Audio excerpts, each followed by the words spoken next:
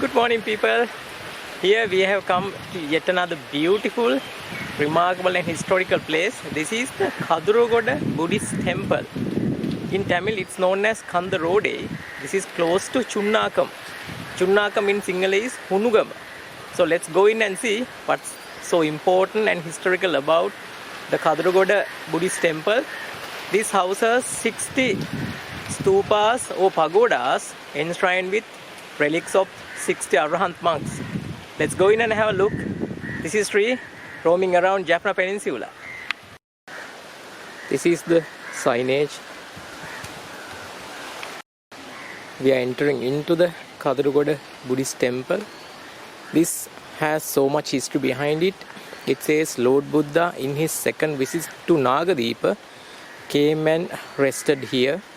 And also, according to the Mahavansha, when Sanghamitta Theruni brought a sapling of Sri Mahabodhi, that procession led by King Devanampiya leading towards Anuradhapura from Dambakola Patuna, also known as Jambakola, passed through this point, this Kadurugoda Vihara. Hence there is so much history and stories behind this beautiful, isolated, ancient Buddhist temple in Jaffna Peninsula. One of the very few remaining Buddhist temples in the northern province of Sri Lanka. Okay, I'm walking towards the image house on site. This is not an ancient one. This is just there for the pilgrims who come here to worship. As I was saying, there's a very tragic story behind the monks, the Arahat monks who had died on site. As per the legends, they had been poisoned when they were trying to flee to India after having been harassed by King Sangili in 16th century. Another legend says they died because of a great famine in the area. Anyway, it's a tragic story, but right now we can see those pagodas being built, enshrining their relics. Well, this is the story behind this Kadurugoda archaeological site.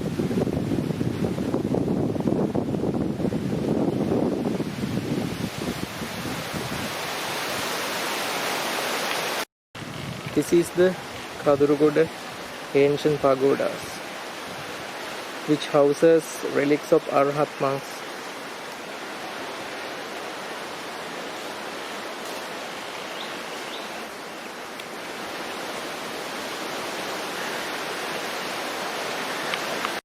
As you can see, most of these pagodas have been destroyed. Only about 20 are remaining today. But in 1970s, they had uncovered approximately 56 such pagodas. But right now we are left with about only 20. The smallest pagoda is about 8 feet in diameter, while the largest is approximately 24 feet in diameter.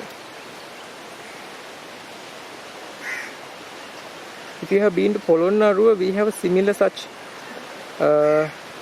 place called Alahana Pirivena, where they have built similar pagodas, similar stupas, enshrining relics of the Arahat monks. But the shape and the way they have been built is vastly different to this Kadurugoda pagodas. I think this is a better place to view the entire premises.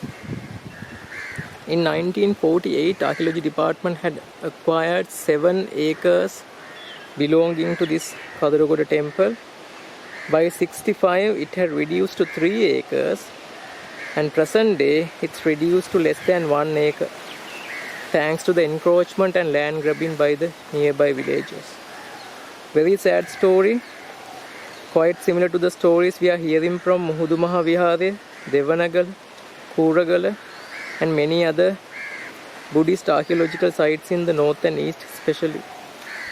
I hope the authorities will take steps to restore these places and stop this encroachments. Closer view of these stupas. They are built with a coral stone, and you can see there are many holes on top of those tile lights. Pretty unique, and there has been no similar pagodas found in Sri Lanka. That's why that's really important we safeguard these to the future.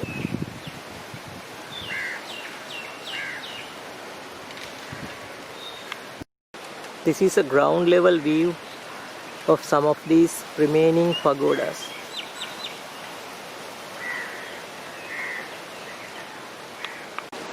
You can see some of them are losing those tiles, and each and every tile has a hole in it. Unfortunately, I couldn't find the reason for that one. Unlike the typical Buddhist pagodas, which has a square shape, Devata Kotu and Hataras Kotu on top of the dome, this has only an umbrella shaped pinnacle, nothing more. That's why it's really unique and not found anywhere else. You can see how small the entire area looks compared to what it would have been in the past, especially in the 1948, where we had 7 acres in this archaeological site.